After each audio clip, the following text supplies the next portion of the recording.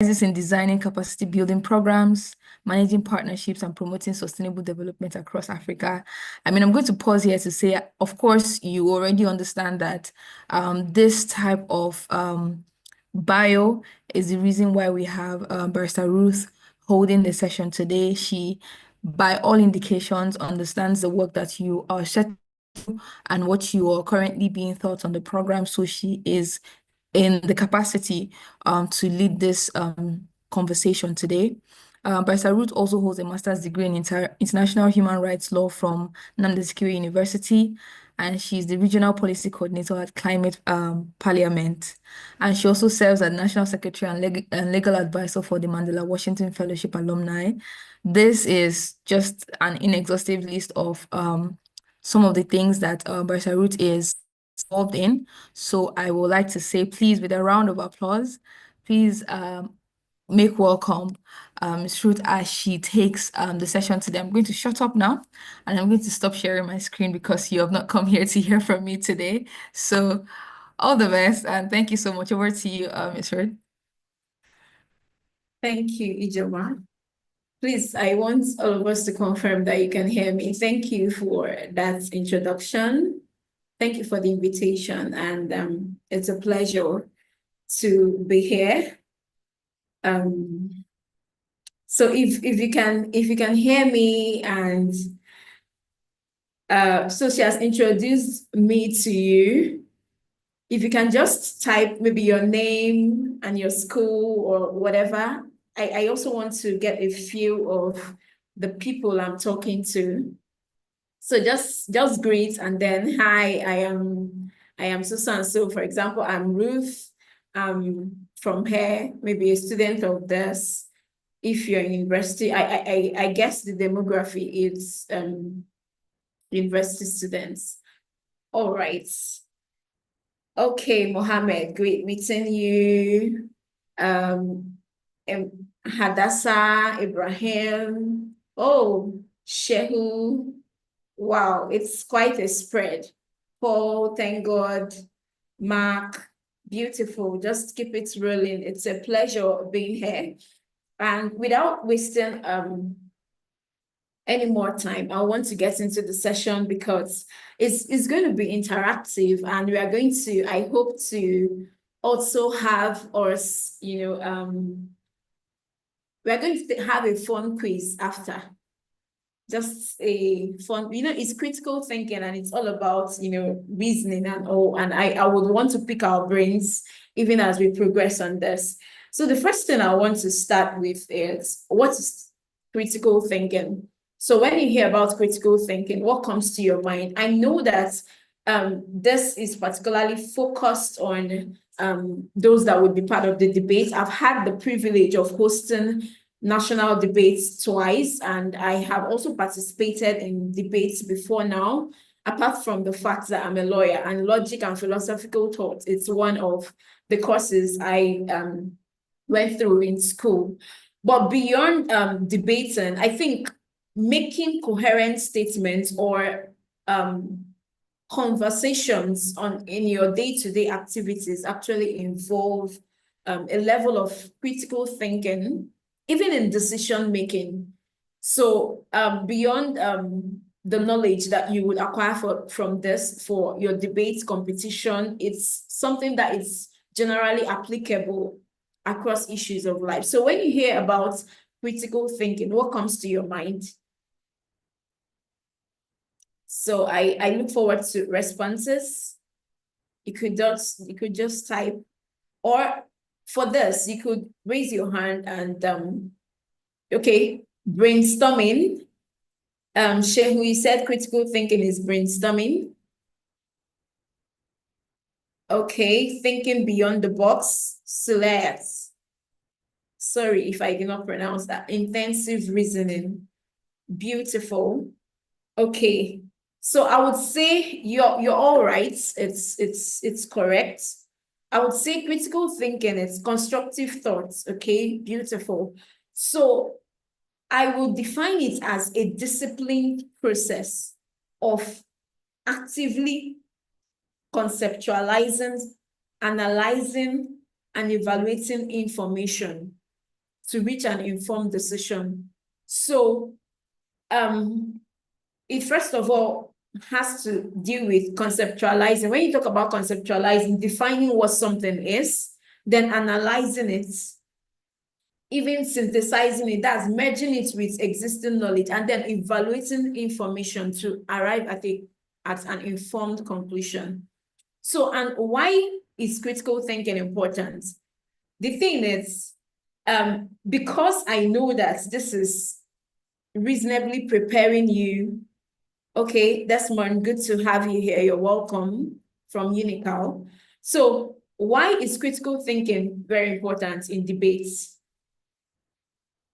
It helps you move beyond your gut feeling to evidence-backed positions. There's something about, have you listened to someone that talks well? Like someone whose line of thoughts follow a defined sequence. It's really pleasant listening to that person, right? You agree with me? If you've met people that their words follow a logical and arranged sequential thought process, it's very beautiful listening to them. You know where they started, you know where they're heading to, and when they arrive at a conclusion, you're able to say, okay, I see what you're doing, or I see what you're getting at. It's very beautiful to see. I particularly love conversing with people like that. All right. So in debates, why is critical thinking very important? For example, and not just debate now, in fact, generally. So a lot of us came from different universities. Imagine now that you're choosing a university and your friend says, go to this random University of Calabar. It is the best university. So the surface reaction that would come is, okay. But the next thing, if you want to think critically, you have to pause and ask, why do you say it's the best? By what measure? What's the ranking? Is it by ranking? Is it by graduate salaries? Is it by campus life? That's the first thing. If you want to think about it, why do you say this is the best? And then the next thing that you could ask is, does this align with my priorities? Let me say, why will I choose Unical over maybe Landmark University, or why will I choose Unical over Salem University or Now University?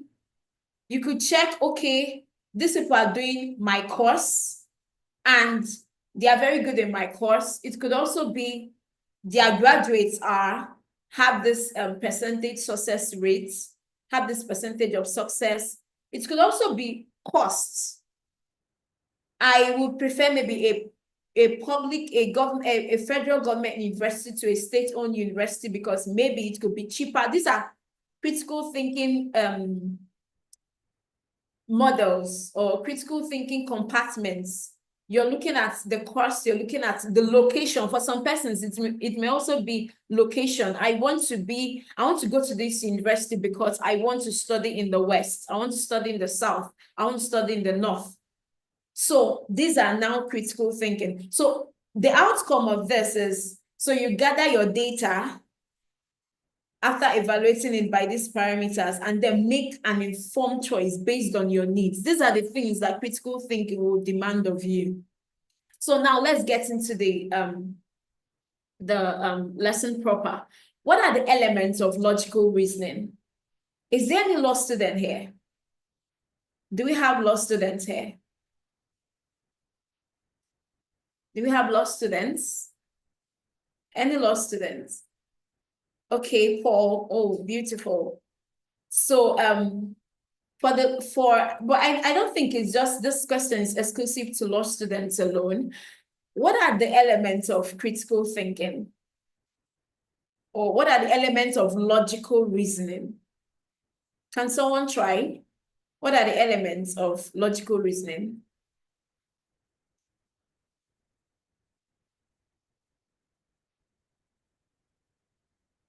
Okay, so this analyzing evaluation, curiosity. Beautiful. This is what I was looking for.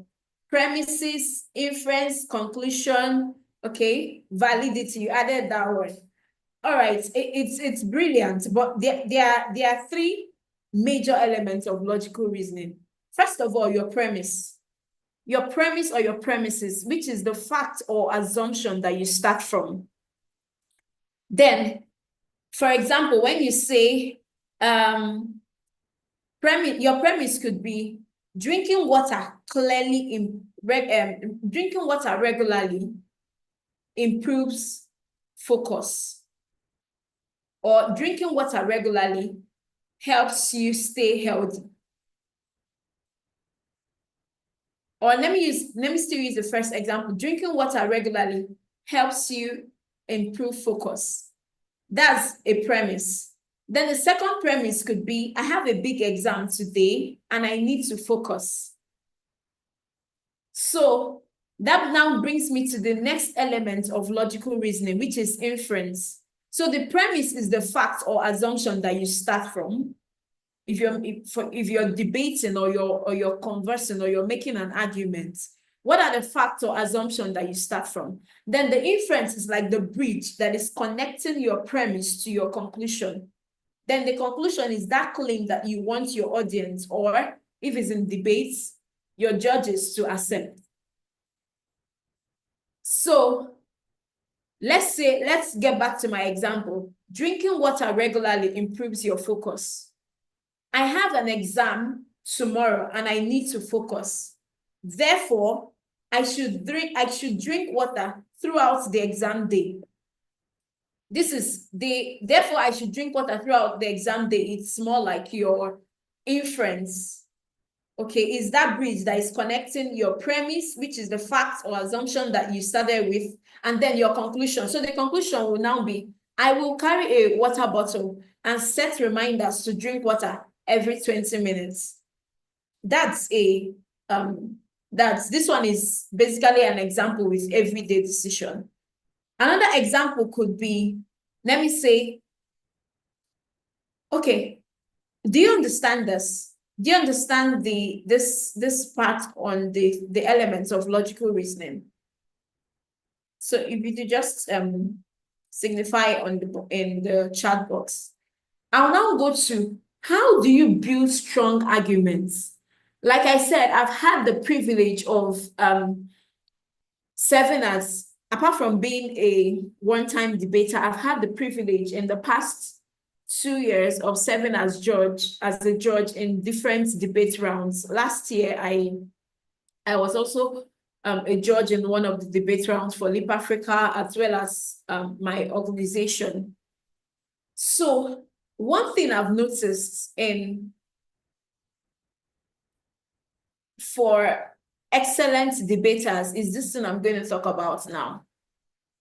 I'm going to talk about building strong arguments, organization, and clarity. This is a cheat code I've observed and is very effective over the years, and I want you to note this very well. In building strong arguments, it's best to, one, state your conclusion first. That thing that you want people's minds to go to, that place that you want to take them to, bring it up first.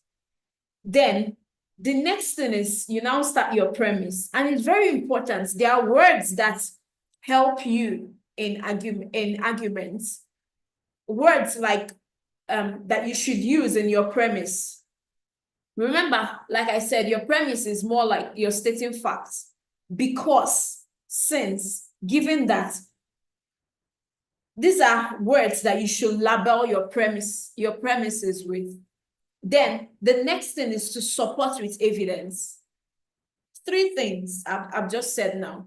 1, state your conclusion first.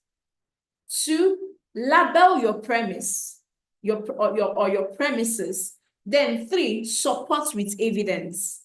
Always support with evidence, either statistics, an expert quote, a real world case, but always support with evidence. If you can do these 3 things always, you would always have strong arguments, all other things being equal. A practical example. I'm arguing that city parks should have free Wi-Fi. I'm moving a motion, or I'm making an argument that city parks should have free Wi-Fi. This is the conclusion. This is what I want people to agree with me on. Now, my first premise could be public Wi-Fi attracts 30% fewer visitors than a decade ago, according to Premium Times. Premium Times report of 2023, or World Bank report of 2023.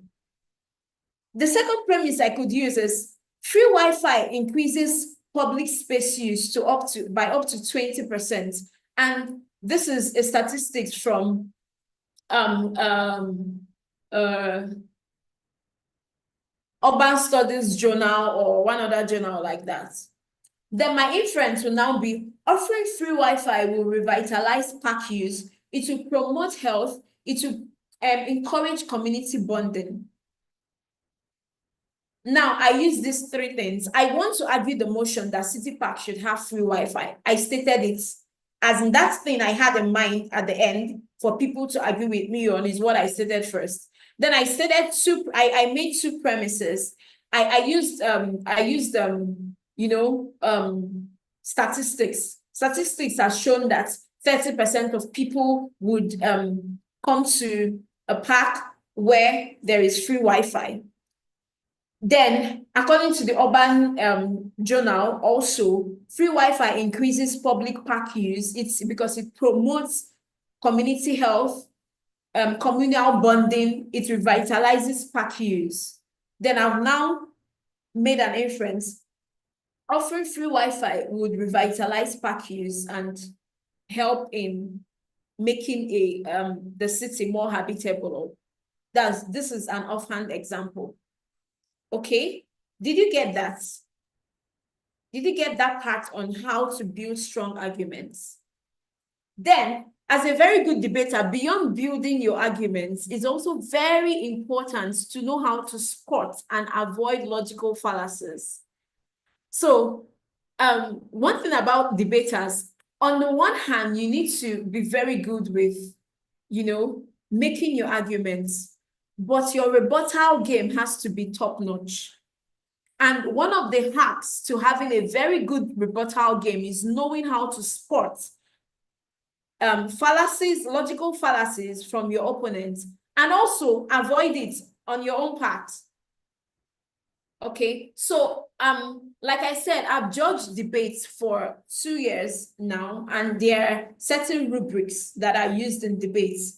Use of arguments, language, organization, clarity. So organization and clarity would fall in that part of building strong arguments.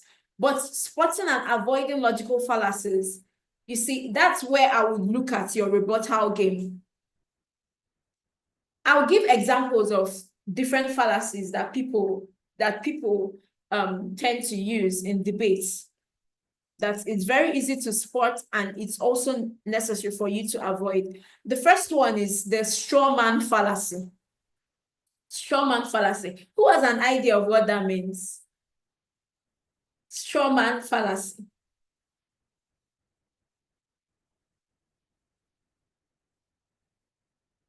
Anyone? Who knows what straw man fallacy means?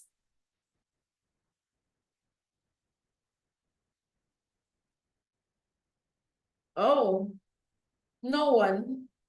Okay. Straw man fallacy means misrepresenting your opponent's view. For example, you've said something. You've said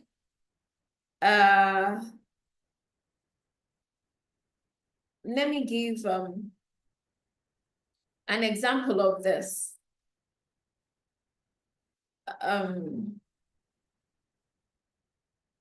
So let's say you said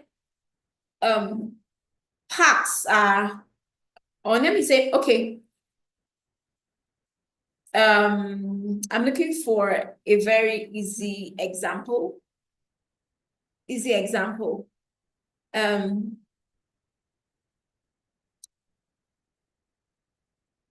I noted one down when I was, preparing for this.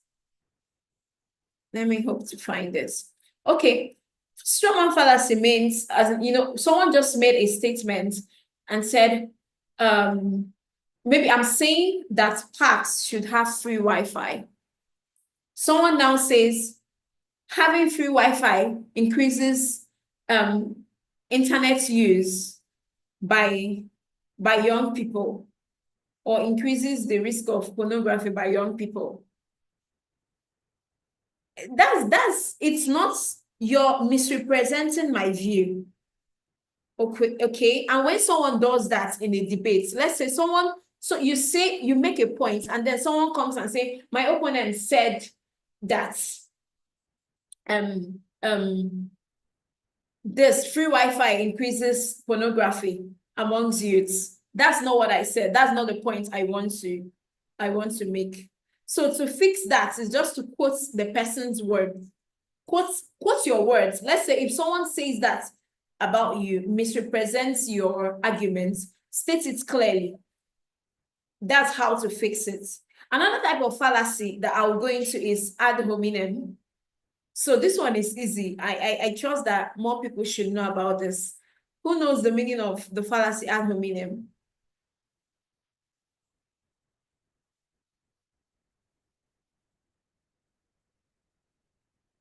Okay. Ad hominem, anyone, attack to the person, beautiful. Yes, attacking the person and not the argument. So when someone does this, just redirect the person to the evidence at hand. Then another one is false cause. This one now is a fallacy of false cause, is assuming a correlation or causation.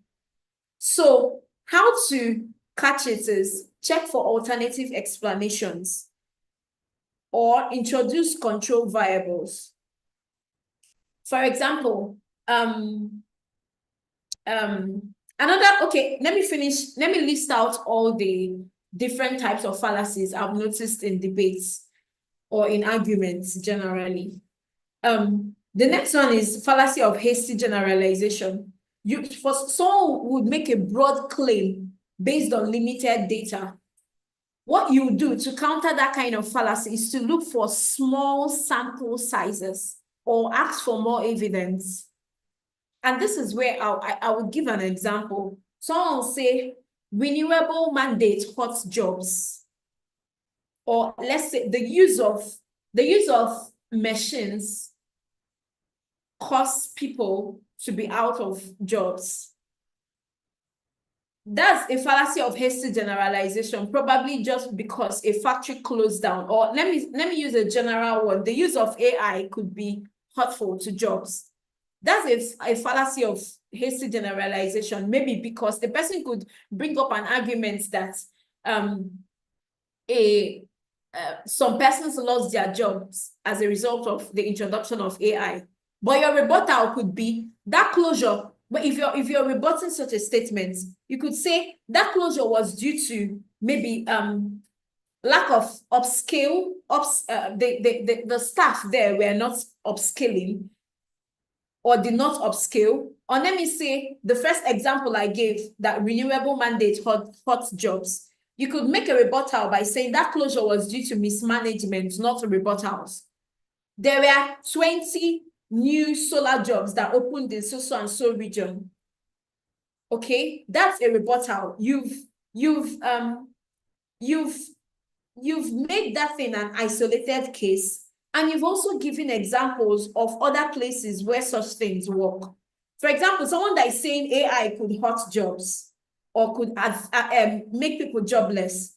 Your rebuttal could be people were jobless because they refused to upgrade their skills. AI has, and not because of AI, that in this demography, AI has even helped more persons to, be more efficient in that job. And this can be proven by the report of so and so organization. Do you get? That's how to counter fallacies that are based on hasty generalization of false cause. Another example of false cause could be, ever since that they installed more street lights, crime rates have gone up. Therefore, street lights may be causing more crime. But that's wrong. That's a fallacy of hasty generalization. Or, sorry, a fallacy of false cause. The street lights are not the reason why the crime rates went up. So the speaker is seeing two things that happen around the same time. That the two things that happened were that there were more street lights and more crimes. And then the person just jumps into conclusion that street lights cause increased crime rates.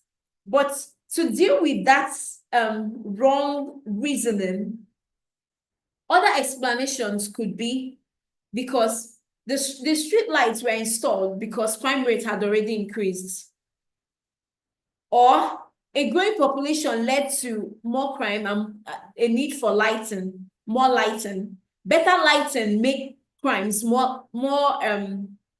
less likely to be reported. Okay, these are things that you could bring up to counter that particular argument. So if you want to deal with this type of fallacy, ask yourself, when someone just makes a sweeping statement on any of this fallacy, whether false cause or hasty generalization, just ask yourself, is there any third factor that could explain both of them? Or what does the data say over time? Or is there any control group or comparison? In debates, there is a lot of thinking on your feet. For me, one of the fallacies I love countering, and I look out when someone makes a generalization. That's why in debating or in making arguments, be careful of using words that are very general. Words like all, everybody. You're safer, except you have, it's better to use majority of, maybe with the statistics, than using all or everyone or no one. If you're a smart debater, people that use this kind of sweeping general statements, is going to be very easy to counter them because there would almost always be exceptions.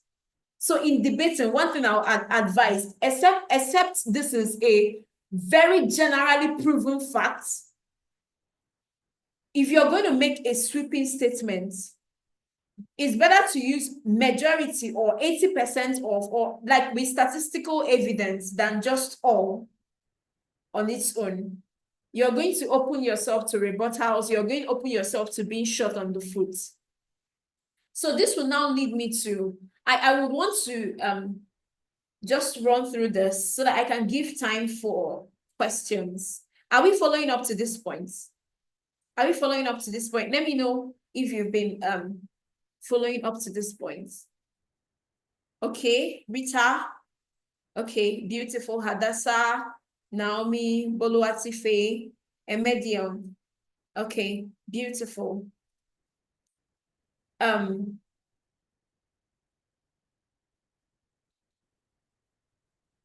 Okay. Then, Ikechi, you raised your hand. Do you have a question? Is it a question? Or you're just, okay. All right, beautiful, beautiful. Thank you for engaging. So, mastering rebuttal. How many of us here, have participated in debates before now? How many of us have participated in debates before now? Okay, you have, Jennifer. You had. Okay. What will you say is the best way of master, as in that's, how do you make, when someone makes a beautiful rebuttal, what will you say what makes a rebuttal beautiful? What makes a rebuttal beautiful and on point? If you've participated in debates before.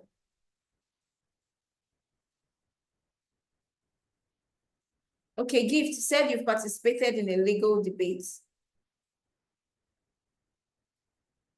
Can you hear me?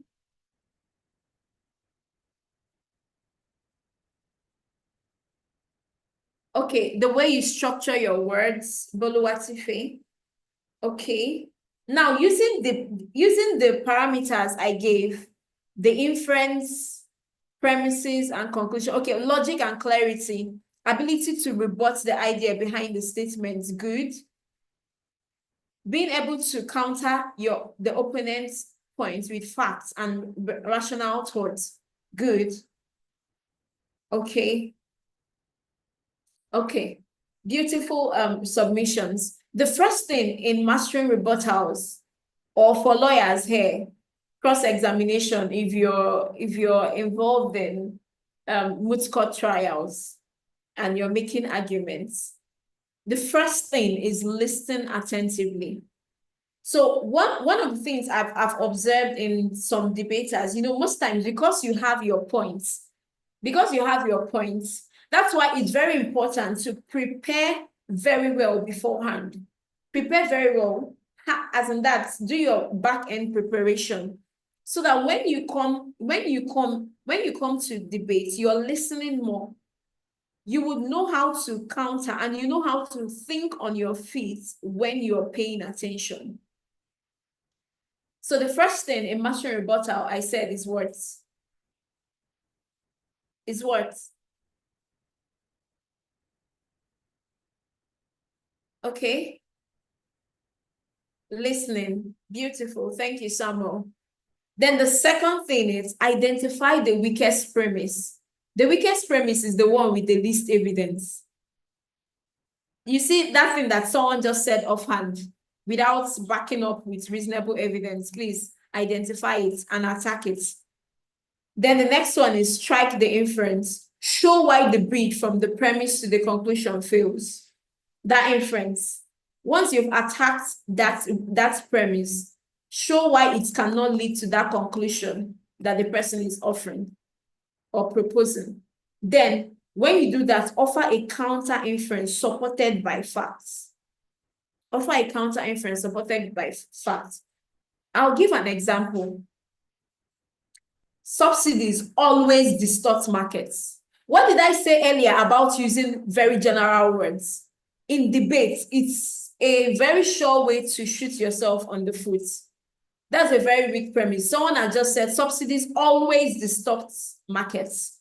That's a weak premise, that always word. A rebuttal strategy. You could say rural electrification. Maybe let me say subsidies, rural electrification subsidies in southeast part of Nigeria, precisely in Enugu, spurred 100% growth in mini grids. I'm just using an example as quoted by the Enugu Electric Distribution Company. So I found a weak premise, I attacked it, and I made a rebuttal, a counter, as in that's a rebuttal, a counter example, sorry. Another example I'll give is, let me say a colleague. This is a work scenario. A colleague says, switching to the use of this software will double our efficiency. Now, the colleague has just made that thing. It will double our efficiency. But the colleague did not look at all the parameters. That you switch to a software doesn't automatically mean that everyone's efficiency would increase. If there are no trainings, that's why it's very important to listen well. It's in listening that you'll be able to spot things that you can, hinge on in your rebuttal. The premise is assuming that the staff would not need training. They would not, they will not need training. How to challenge that inference? It's you can say, even great software needs onboarding. What's the training plan? If there is no training plan, this is your point that switching to the use of this particular software will not increase our efficiency.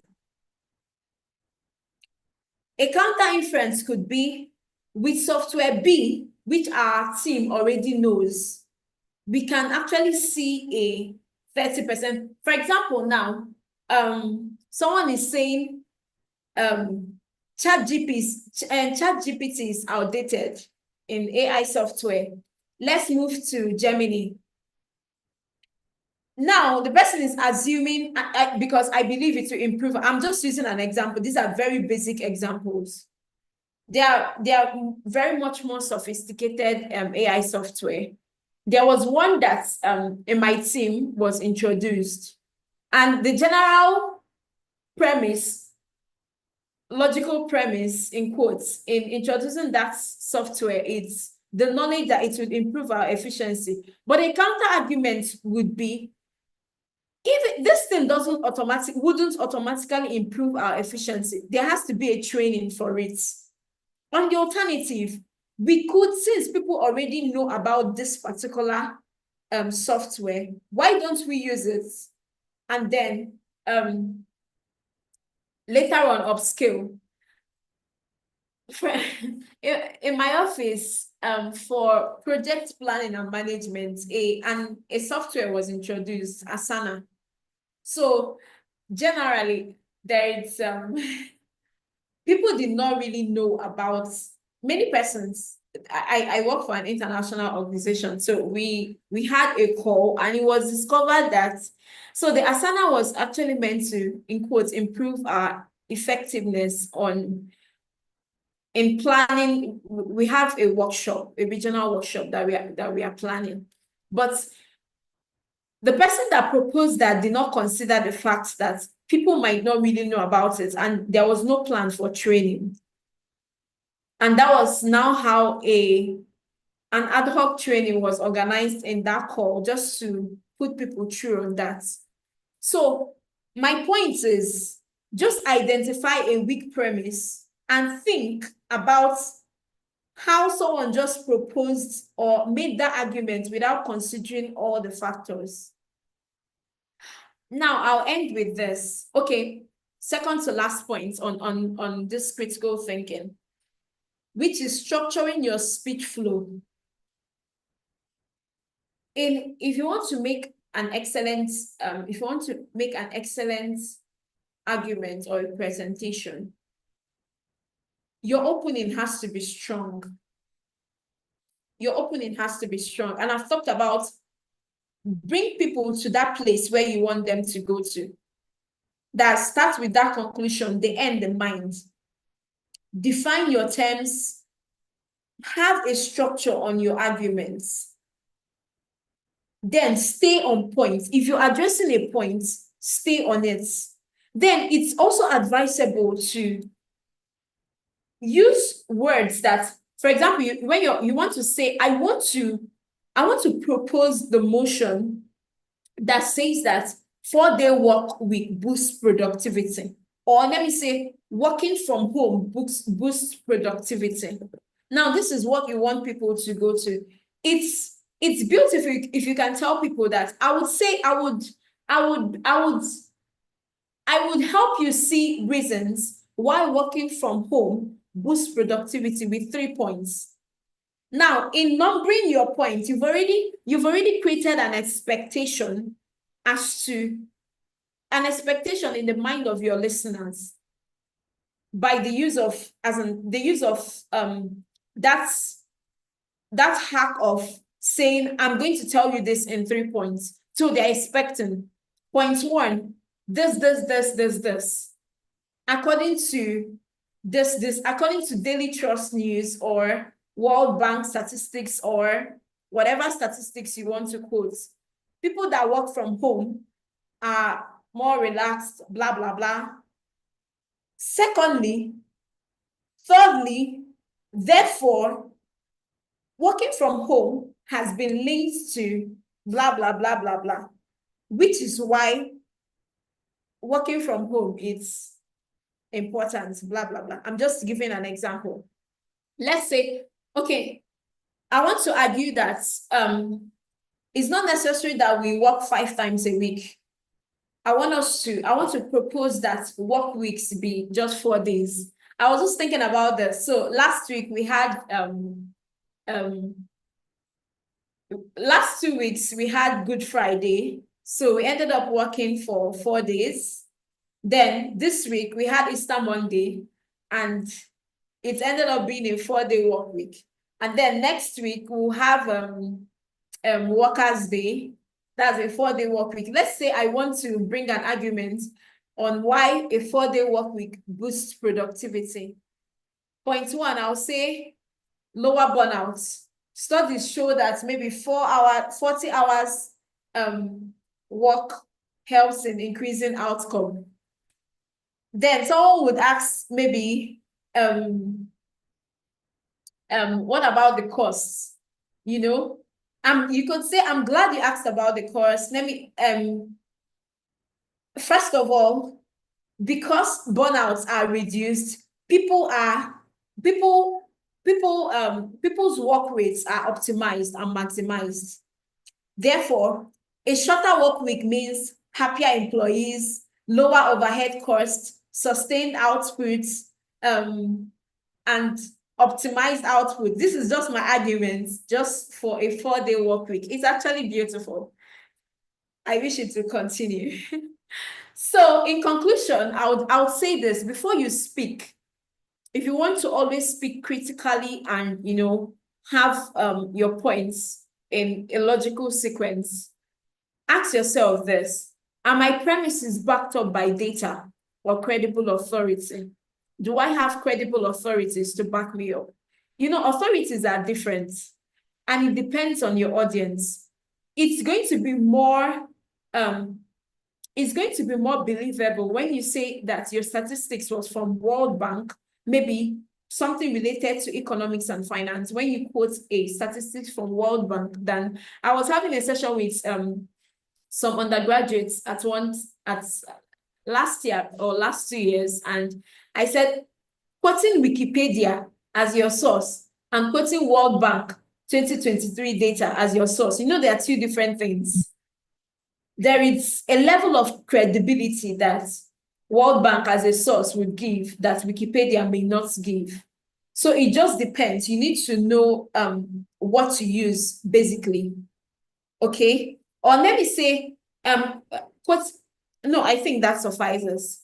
Then the next thing on checklists, as talked about, are my premises backed by data or credible authority? Have I defined all my terms clearly? Clear definition, so that someone will not misinterpret your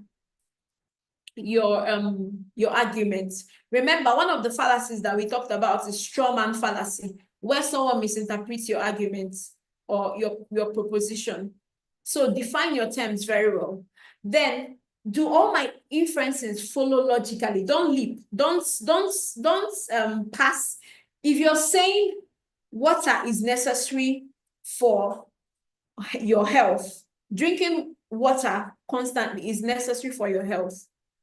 One, water helps in keeping you hydrated. Two, water helps in focus, according to so and so by World Health Organization statistics of 2023. Then, since water helps in keeping you focused and helps you stay dehydrated, according to the statistics that you've quoted before, it is necessary to drink water at least so and so time. So don't jump the gun in making your in your inference. Let it follow logically. Then another thing in preparing for debate is, as you're preparing your arguments, think also on counter arguments. It helps you stay one step ahead. That's actually a mark of a very brilliant debater, or a very brilliant that's someone that thinks very well.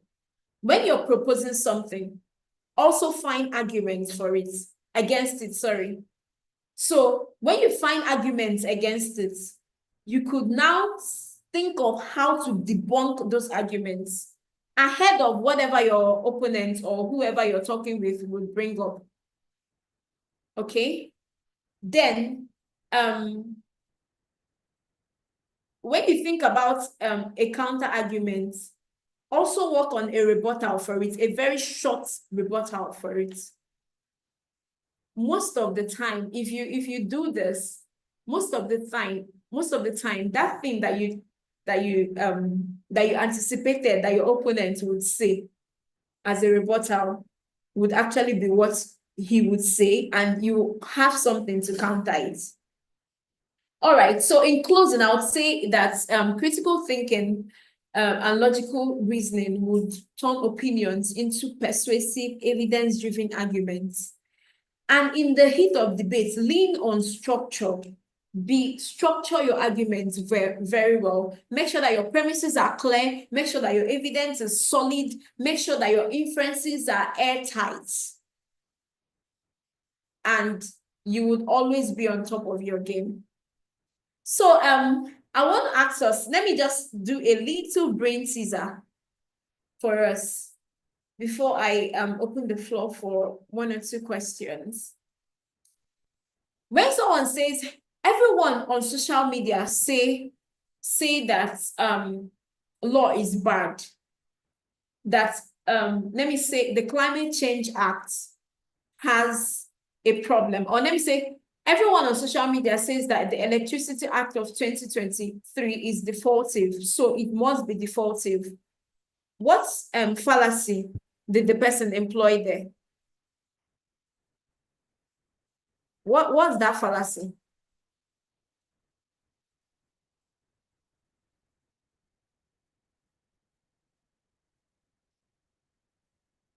Okay, hasty generalization. Okay. Okay. Any other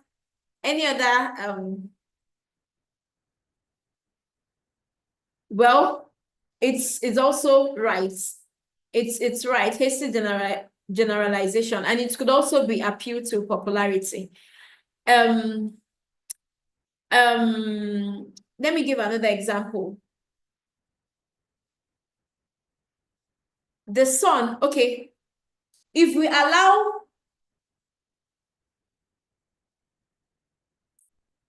this argument is invalid because this speaker got suspended from school on the grounds of examination malpractice.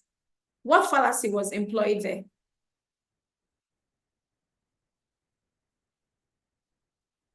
Ad hominem. Beautiful. Beautiful. So another one is, okay, my lucky pen always brings me A. I always use big to write in examinations, and it always brings me A. I always get an A when I write with big. What fallacy was employed there?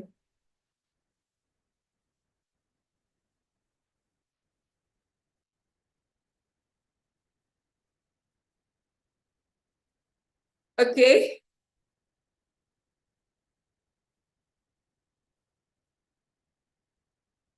Okay. Fallacy of straw man. All right, that's correct. Sorry.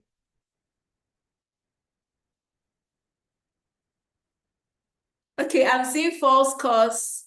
Fallacy of straw man, false cause. Okay, it's actually I said my lucky pen always brings me A's. It's false cause.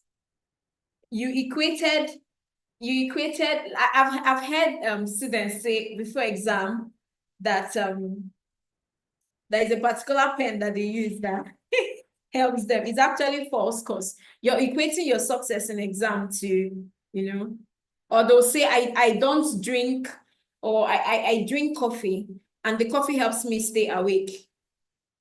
I tried, it's not necessarily what helps you stay awake. All right, that's all for now. Do you have questions? Do you have questions on this? Very briefly before I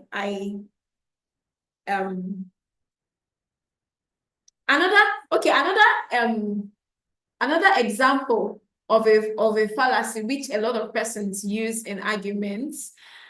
And I'm sure you may have heard your lecturers use it. maybe they'll say because they want to have attendance. If they allow one student to skip class, if they start allowing students to skip classes, or they don't punish students for skipping classes, soon nobody will come to school. That's a slippery slope fallacy. That it happened to one person, or let me say two students, or let me say your colleagues had, they did not give attendance, and it's made people not to come.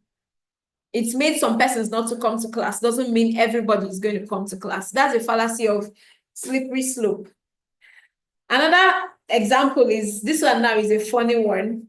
The sun rises every day, so it must rise because my alarm rings. Okay, let me skip that. Thank you. Do you have any question? Do you have questions on this? Okay, can you explain ad hominem again? Fallacy of ad hominem, it's against the person. So someone says something. Let me say the president of Nigeria says that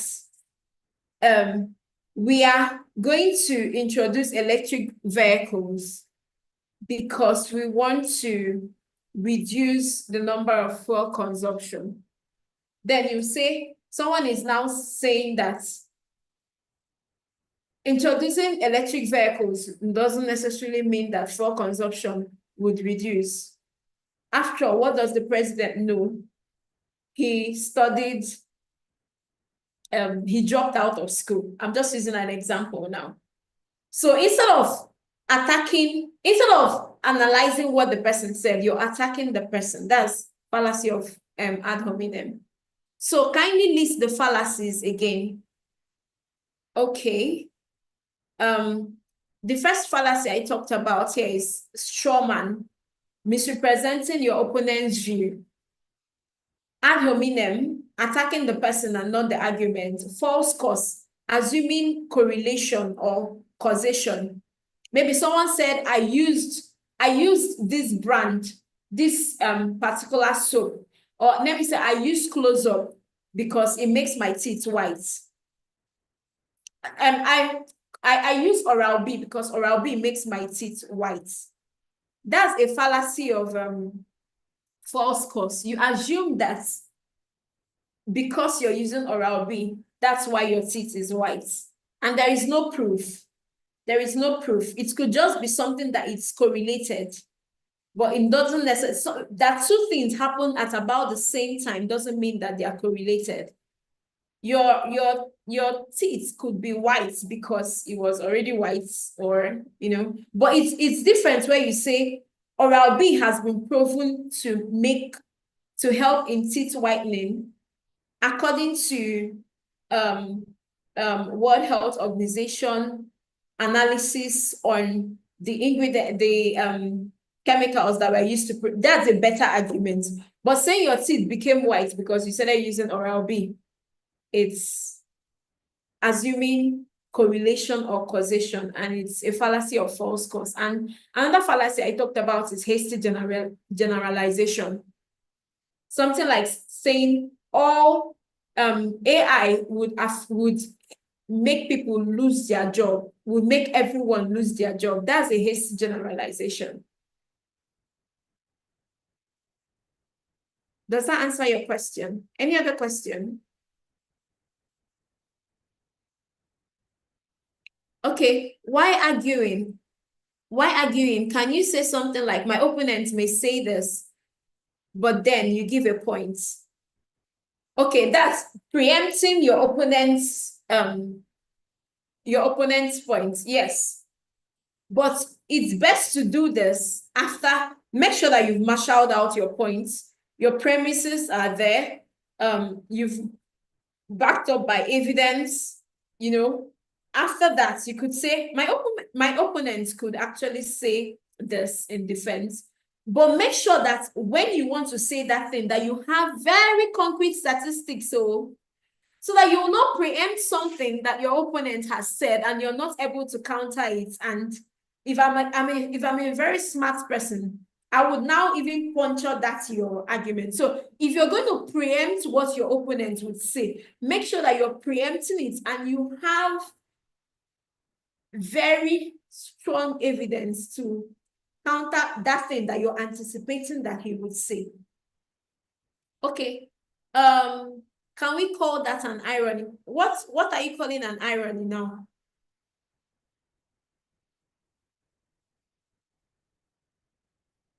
Ama, what are you calling an irony?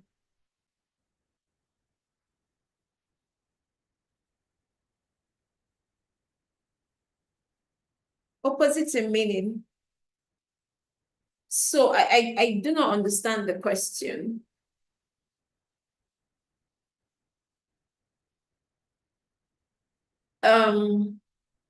Because I wish you would put me through your thought process. That's the person that asked that question. So any other question before I would hand over the floor to Ijoma. Any other question? Okay. All right, thank you. I hope that you've gained a lot from today's session, and I look forward to successes in our debates or even general arguments.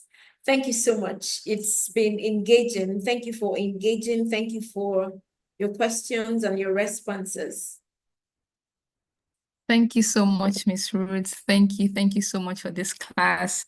And I also just like how you engaged the room, taking everyone's questions and giving very real life examples.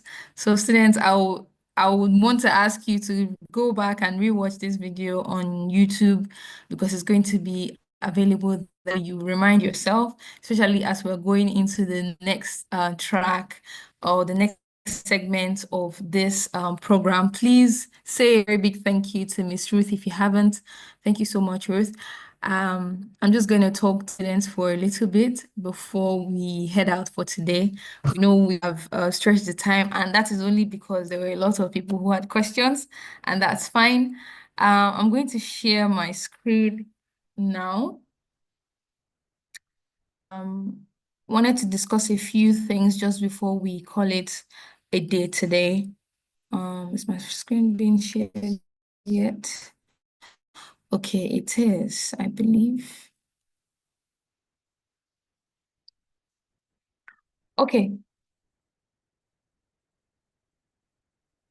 I'm not sure what is on my screen sharing today, but outside of the live session today, I wanted us to quickly talk about what everyone has been asking of how do we go next? What do we do next after the live sessions? Then what? How do we go into our tracks?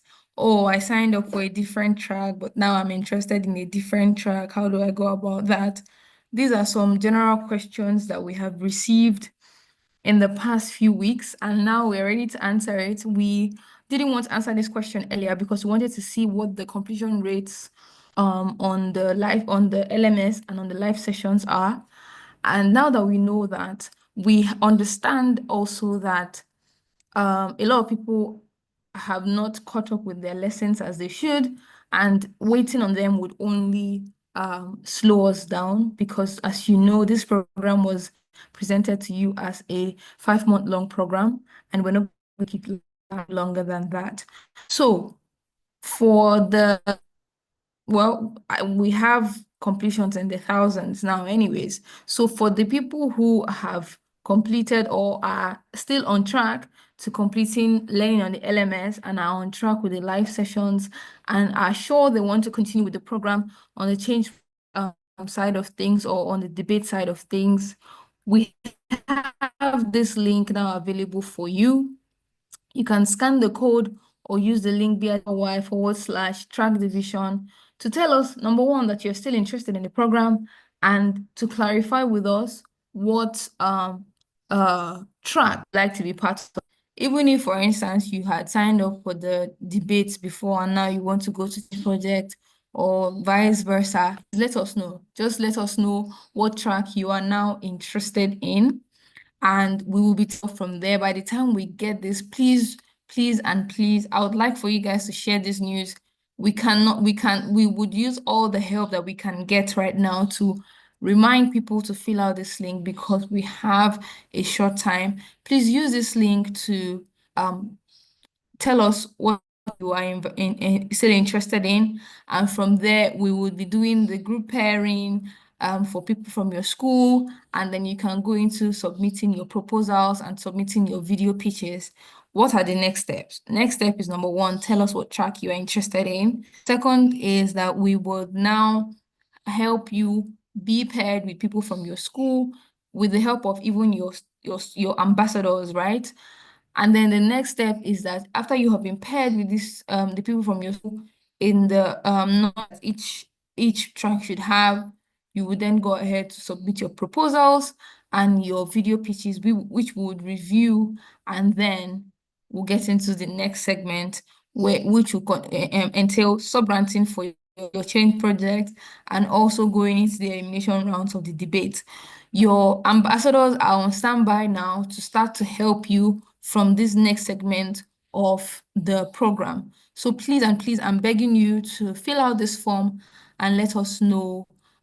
We will be sharing this link with you, of course, via email, via Telegram, and you can go rewatch this video if you need to. This is the link to, excuse me, please.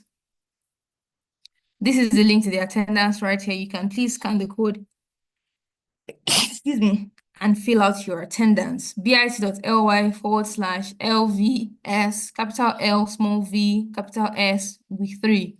Please, you can sign your attendance, and please scan this or follow the link to tell us what track you are interested in, and we will take it up from there. So by the end of this week, going into next week, you would have started to receive your group pairing, and we'll start to expect your change project proposals and your video pitches. We will also like to propose a town hall meeting, maybe for Monday next week, where we would run you through what we expect.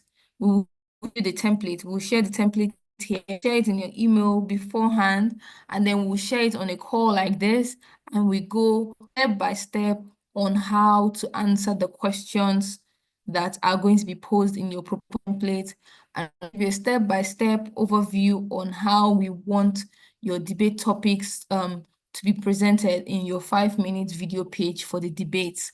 We will probably show you a model debate video if we can, but this will be something that I would like us to have, say, by Monday next week. I'm going to go ahead now and share these links just one more time. As I said, these links will be shared with you on Telegram. It will also be shared via your email, but I'll reshare them here again. This is the link of the track division. Please scan. Please look at the screen. I'm sorry, I have only one hand. I'm not able to put it on the link as on the chat box as well. Please, that's it on the screen. bit.ly/track division, capital T, capital D, and you will link to a form that you would use to indicate what track you want to be part of. I don't know why you guys are asking for attendance. I literally just shared it. I try to keep the links open as long as possible. Here is the link to attendance for today. bit.ly/capital L, small v, capital S, WEEK3. This is attendance. Please scan or please follow the link. If you also look on the chat box, you're going to see the link because it has been shared multiple times prior to now. Okay. Here, thank you so much, Emmanuel Adebayo, for sharing the link. Thank you, Mark. That is the attendance list. That will be all for us from here. Please expect invitation to the live session on Monday, where we will just be talking strictly about next steps track division. So you telling us what track you're part of now would help us to really help you further. So thank you very much. In case you have any questions, please drop on Telegram. Try as much as possible to respond to all your questions on Telegram or on via the email. If you have any issues or if you have anyone who's asking questions and you would like to point them where to answer, you can always point them to go rewatch this video or previous videos. I also like to pause here to say, please and please, it would be nice for you to rewatch all the videos that we've had through the live sessions, because trust me when I say this, they'll be very helpful to you when you do start brainstorming for your change project or even brainstorming for your debates. For instance, this conversation that we've had here today on critical thinking and logical reasoning is one of the most important lessons that you have to learn for the debates. Remember that we are trying to raise young people who can debate key national issues without in anyone, without making generalizations and without saying things that they cannot prove, because that's literally what that's a problem we see in the country, and that is what this class that we have had here today is trying to dissuade us from. Ad hominem, where you're in school, we see this a lot of times on Telegram, or rather, excuse me, on Twitter, on Instagram, where people are like, oh, you don't know what you're saying, you do not go to school and all that. No, we don't want people debating like that. We want people to calmly marshal out their points and convince the audience without pulling down their opponents, right? So this is why we want you guys to please go back and rewatch these videos as much as possible and do your own research, right? That will be all for today. Thank you so much, guys, for attending. And you can always please let your colleagues on Telegram know that they need to go back and please complete your learning on the LMS. Please complete your learning or go rewatch the videos here on that will be on YouTube, just to remind yourselves about this class.